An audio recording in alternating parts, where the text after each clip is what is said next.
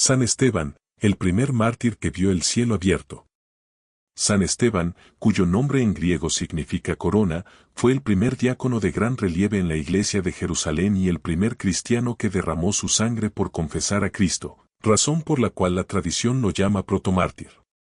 Su breve paso por la historia, contado en los capítulos 6 y 7 de los Hechos de los Apóstoles, deja sin embargo una huella inmensa. En él se ve cómo el Evangelio pasa de ser una noticia interior a convertirse en una palabra pública que cuestiona estructuras religiosas y sociales, y como esa palabra, acogida por algunos, provoca en otros una violencia que se vuelve contra el testigo, pero a la vez fecunda la iglesia naciente. El escenario, Jerusalén después de la Pascua. Esteban aparece en una Jerusalén que aún resuena con la memoria de Jesús crucificado y resucitado, probablemente hacia el año 35 después de Cristo, cuando la comunidad cristiana estaba todavía muy unida al templo y a las instituciones judías. Los apóstoles predicaban en el pórtico de Salomón, celebraban la fracción del pan en casas particulares y gozaban de simpatía entre el pueblo, pero también de la creciente hostilidad de las autoridades del Sanedrín, que veían en ellos una amenaza al orden religioso. La comunidad crecía rápidamente, incorporando no solo a judíos hebreos de lengua aramea, sino también a judíos helenistas, procedentes de la diáspora, de lengua griega y con sensibilidad cultural distinta. Este mestizaje trajo tensiones. Las viudas helenistas se quejaban de que eran descuidadas en la distribución diaria frente a las viudas hebreas, un conflicto muy concreto de administración de recursos que exigía una respuesta estructural.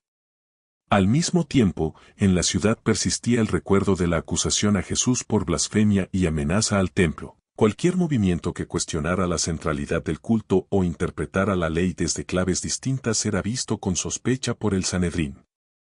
El clima era, pues, de relativo equilibrio inestable, la iglesia naciente florecía, pero sobre un volcán doctrinal y político que podía estallar en cualquier momento.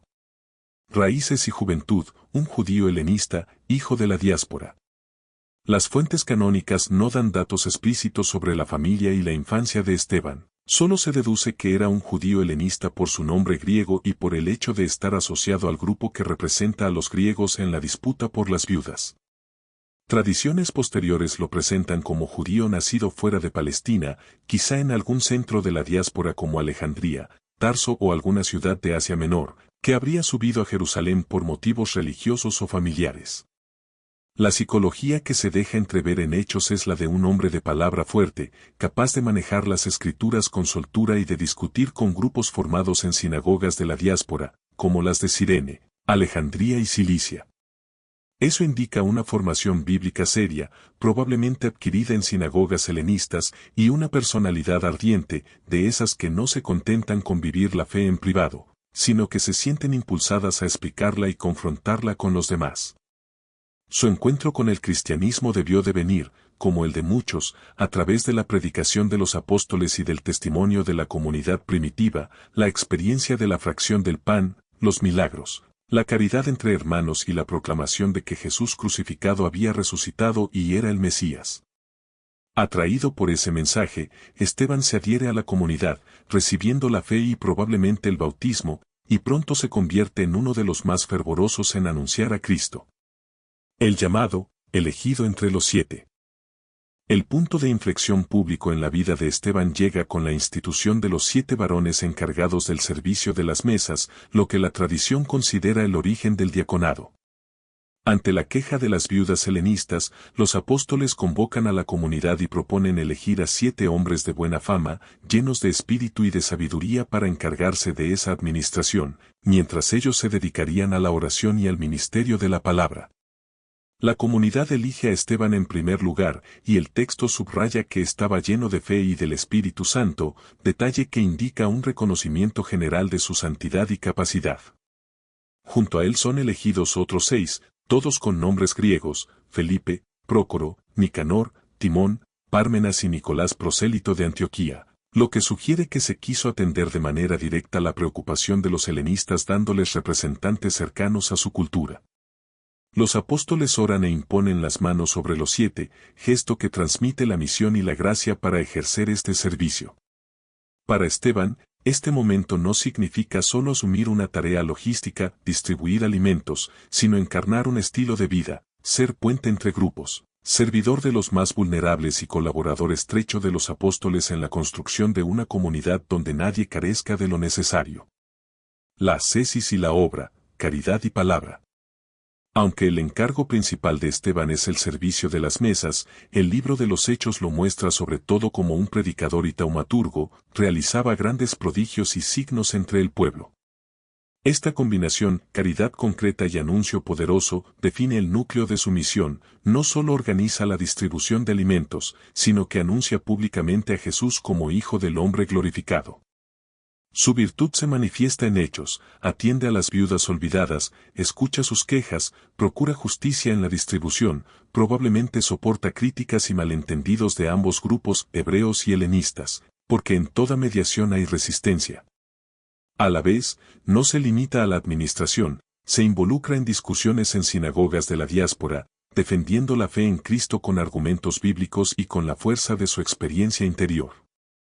Su ascesis, aunque no descrita en detalle, puede intuirse, vida de oración intensa, pues se dice que estaba lleno de Espíritu Santo, ayunos, participación constante en la fracción del pan, atención a los pobres, riesgo físico al ponerse en primera línea de la predicación.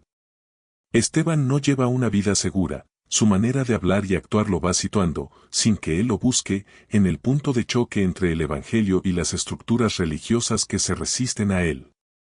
La confrontación con las sinagogas y el proceso interior. Hechos narra que se levantaron algunos de la sinagoga llamada de los libertos, de los cireneos y de los alejandrinos, y de los de Cilicia y Asia, y se pusieron a discutir con Esteban.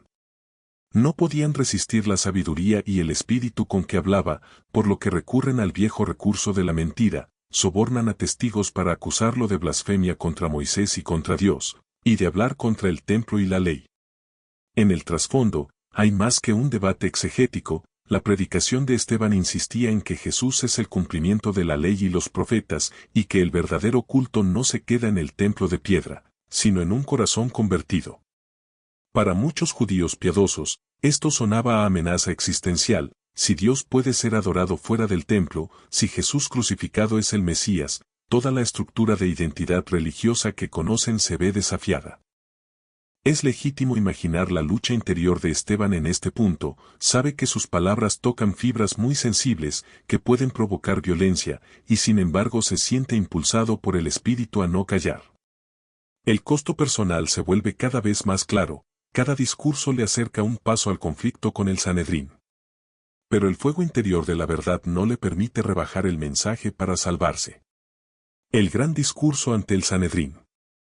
Arrestado, Esteban es llevado ante el Sanedrín, el mismo órgano que había condenado a Jesús pocos años antes.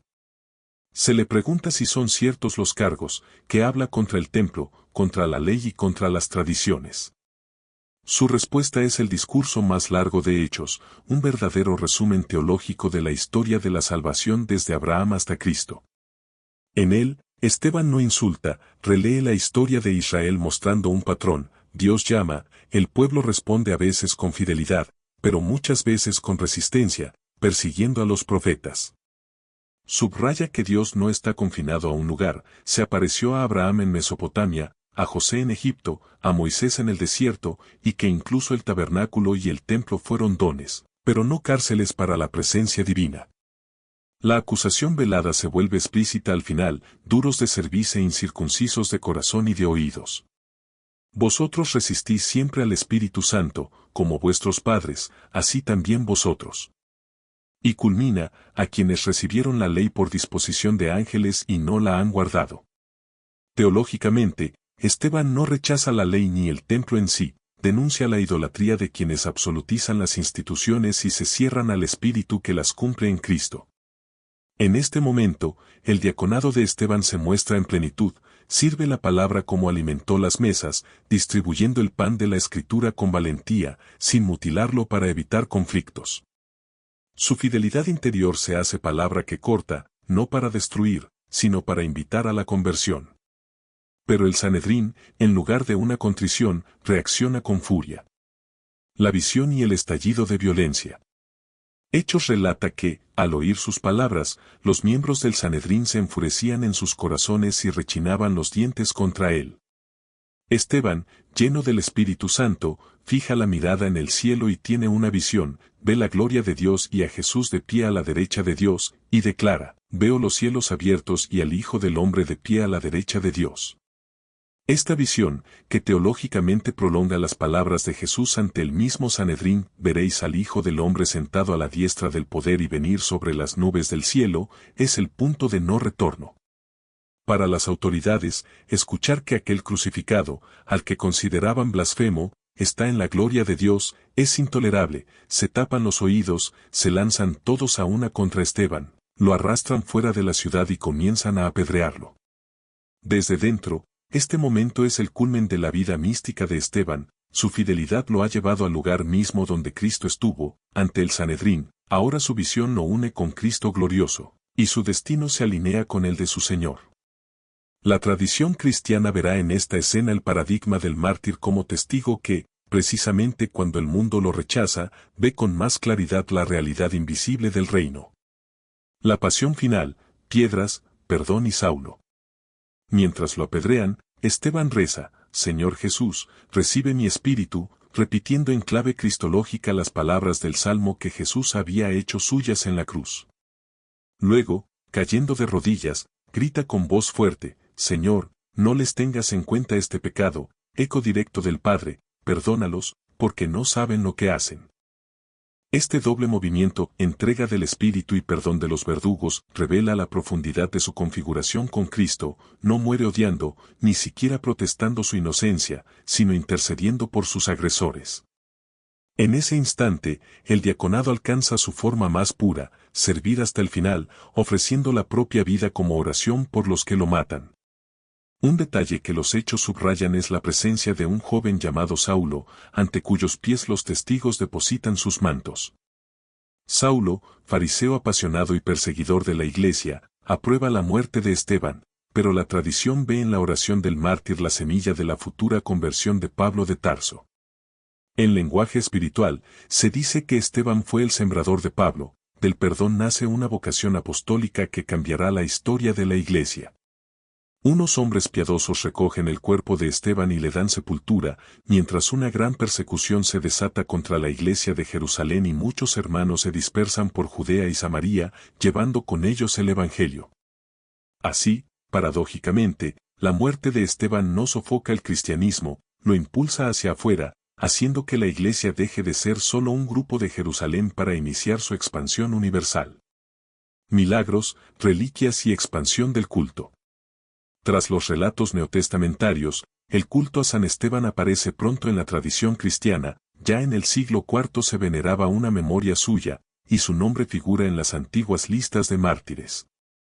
Un acontecimiento clave ocurre en 415, cuando un sacerdote llamado Luciano de Kefar Gamba afirma haber recibido en sueños la revelación del lugar donde estaba enterrado Esteban, cerca de Jerusalén. Según las crónicas, al excavar en el lugar indicado se halló una tumba con inscripciones que identificaban los restos como de Esteban, junto a los de Gamaliel, Nicodemo y Abibas. La traslación de estas reliquias a Jerusalén, el 26 de diciembre de ese año, fue acompañada, según testimonios de San Agustín y otros, de numerosos milagros, curaciones, liberaciones de espíritus malignos y hasta resurrecciones, que el obispo de Hipona menciona en sus sermones. Más tarde, reliquias de Esteban fueron trasladadas a Constantinopla y a Roma. El Papa Pelagio II mandó depositar parte de ellas junto al cuerpo de San Lorenzo en la Basílica de San Lorenzo Extramuros, gesto que la tradición adorna con el detalle de que el cuerpo de Lorenzo se movió milagrosamente para hacer sitio al de Esteban. Estas traslaciones reforzaron su culto, difundiendo la veneración al protomártir por Oriente y Occidente. En la piedad popular, San Esteban llegó a ser patrono de diáconos, canteros y albañiles, quizá por el simbolismo de las piedras, e invocado contra dolores de cabeza, reflejo de una intuición. Quien soportó pedradas hasta la muerte puede comprender a quienes sufren golpes físicos o espirituales. Su fiesta litúrgica se celebra el 26 de diciembre, inmediatamente después de la Navidad, subrayando que el nacimiento del Hijo de Dios está intrínsecamente unido al testimonio de sangre de sus amigos. Legado. el protomártir como icono de la Iglesia. San Esteban dejó un legado triple, eclesial, espiritual y teológico. Eclesialmente, encarna el ministerio del diácono como servicio concreto a los pobres y anuncio valiente de la palabra, mostrando que la caridad y la evangelización no pueden separarse. Espiritualmente, su oración por los enemigos lo convierte en modelo de perdón radical, indispensable para una iglesia llamada a no responder a la persecución con odio, sino con intercesión. Teológicamente, su discurso ante el Sanedrín y su visión del Hijo del Hombre de pie a la derecha de Dios expresan la convicción de la iglesia primitiva de que Jesús glorificado es el centro de la historia de la salvación y el verdadero templo. Esteban no niega la historia de Israel, la lee en clave cristológica, reconociendo en ella una pedagogía que culmina en Cristo. Por todo ello, la Iglesia lo venera como protomártir, no solo el primero cronológicamente, sino también el paradigma del mártir, aquel en quien se ve con nitidez que la corona prometida en el Evangelio no se recibe en esta vida, sino al entregar la propia vida por amor a Cristo y a los hermanos.